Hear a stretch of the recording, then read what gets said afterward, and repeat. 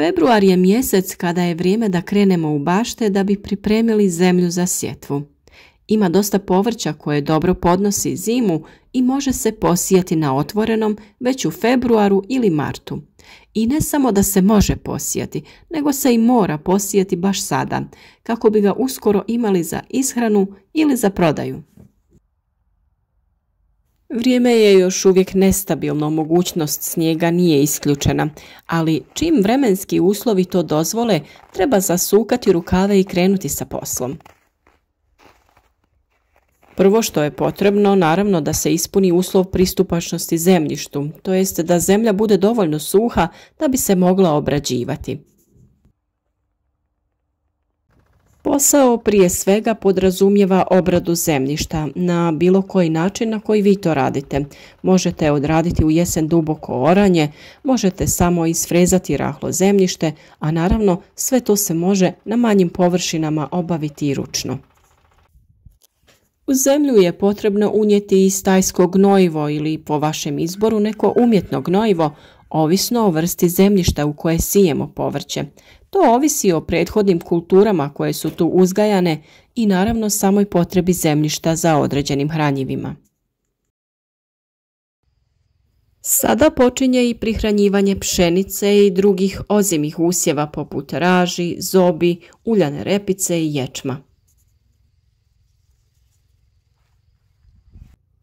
U voćnjaku se trebaju odraditi svi poslovi o kojima smo već govorili, a možda ih niste na vrijeme odradili. Sada je idealno vrijeme i za orezivanje radi podmlađivanja voćnjaka. Počinje rezidba koštičavog i jabučastog voća. Uskoro će početi vegetacija, pa treba orezivati kruške, jabuke, šljive, dunje, trešnje, višnje i crne ribizle. Kada ste obavili ovaj dio posla, počnite sa zaštitom, to jest prskanjem voćnjaka. Također, ako dozvole vremenski uslovi, okopajte voćnjak. U vinogradima počinje priprema za sadnju vinove loze, a rezidbu u vinogradu treba također obaviti u ovom periodu mirovanja loze.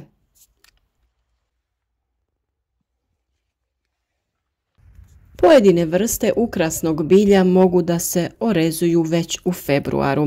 Ovo se odnosi na kamelije, hortenzije, magnolije i božure. Budite obazrivi i odstranite samo osušene, polomljene i oštećene grane. Obiđite i vaše pčelinjake, pregledajte pčelinje zajednice. U januaru se nastavlja poluaktivno stanje pčelinjih društava u zimskom klubetu. Pčelar treba da kontroliše njihovo stanje, 1 do 2 puta da ih prisluškuje, a ukoliko je potrebno, prihranjuje gladne pčele da ne bi uginule. Ukoliko nemate nekog zemljišta za sadnju, sada je idealno vrijeme da pripremite izdignute gredice i pripremite sebi prostor u kojem ćete uzgajati velik broj biljaka. Ne bi vjerovali koliko produktivna može biti jedna mala uzdignuta gredica. Ona je i pogodna za prekrivanje kako bi zaštitili mlade biljke.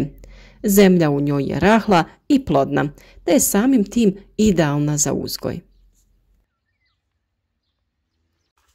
Februar je pravo vrijeme za naklijavanje sjemena i pripremu presadnica. Pregledajte svoju kolekciju sjemena, proberite i vidite da li je sve u redu. Nabavite dodatno ako je potrebno. Prema našim savjetima koje smo dijelili ovih dana, provjerite klijavost sjemena, podvrgnite sjemena klijavanju i pokrenite sam proces uzgoja rasada. Ukoliko je potrebno, također prema našim uputama možete napraviti zaštićeni prostor kako bi biljke imale svoje klijalište u kojem će imati idealne uslove za razvoj i napredak. Ako vrijeme dozvoli, sada je idealno da krenete sa sjetvom ranog povrća. Plastenici i staklenici svakako pokazuju veliku prednost u odnosu na proizvodnju povrća na otvorenom. Postoji mnogo kultura koje se u februaru ili martu mogu posijati, tako da bi ih što ranije mogli brati i konzumirati. Ukoliko taj proces želite još više ubrzati, željeno sjeme posijte u manje gredice koje ćete moći da zaštitite sa najlonom. Tako ćete napraviti improvizirani plastenik u kojem će biljke brže i bolje napredovati. Rana sjetva je veoma važna za biljke poput boba, graška, špinata, crvenog i bijelog luka, rotkvice, jer one klijaju na temperaturi od 3 do 5 stepeni. Prednost rane sjetve ogleda se u ekonomičnom iskorištavanju zimske vlage za brzo i ujednačeno nicanje i vremenu pristizanja ovih vrsta povrća za tržište. Rotkvice mogu da se siju već u februaru i martu, čim vremenske prilike to dozvole. Ako im vrijeme pogoduje i tlo je vlažno, niču već za 7 dana. Dobro pripremite zemlju da bude rahla i rastresita. Sadite rotkvice u redove koji će imati razmak od 15 cm, na dubinu od 2 cm, a razmak između sjemenki u redu oko 5 cm, kako bi se biljka lakše razvijala i bila krupna. Ovo je i pravo vrijeme da posadite crveni i bijeli luk. On je otporan na niske temperature, tako da mu ništa ne smeta ukoliko je hladno. Jednostavan je za uzgoj. Sadite ga u dobro pripremljeno rahlo zemljište u redove. Najbolja varijanta je da ga sadite gusto radi iskoristivosti prostora. Kada izraste u mladi luk, možete ga prorijediti i konzumirati, pa čak i prodavati. Naravno, ostali dio ostavite u zemlji da se dalje razvija i da se formiraju glavice. Zelena salata je odlična naredna biljka koja se sada može sijati. Čak štoviše, i šteta bi bilo da se ne posije. Februar i mart su baš pravo vrijeme za njenu sjetvu. Salata jako brzo raste i lako se rasađuje. Krajem ovog mjeseca na otvorenom možemo posijati i blitvu. Sjetva se obavlja u redove između kojih je razmak 30 do 50 cm, ali ju lako možete kombinirati i sa nekim drugim povrćem, tako da bolje iskoristite prostor.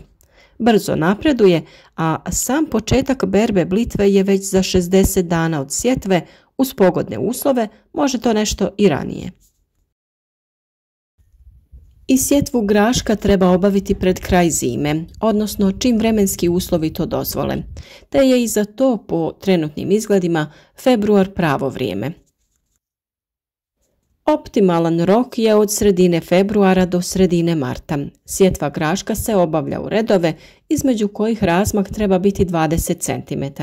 Sjeme se sije na razmak od 5 cm, a u dubinu 4 cm.